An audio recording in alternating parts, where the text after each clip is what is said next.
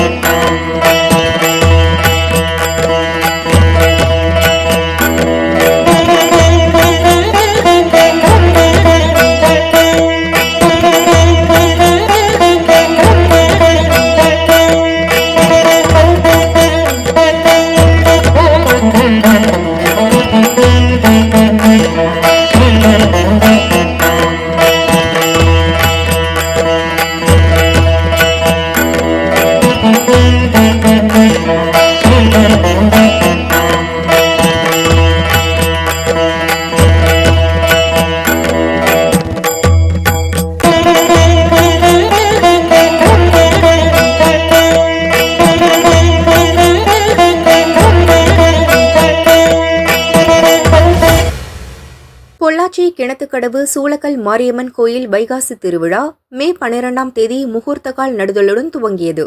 விழாவின் முக்கிய நிகழ்ச்சியான தேரோட்டம் இன்று விமரிசையாக நடைபெற்றது. மேலதாளம் இசைக்க பச்சை பட்டு உடுத்தி 36 அடி உயர மரத்தேரில் உற்சவர் மாரியம்மன் பிரவேசித்தார்.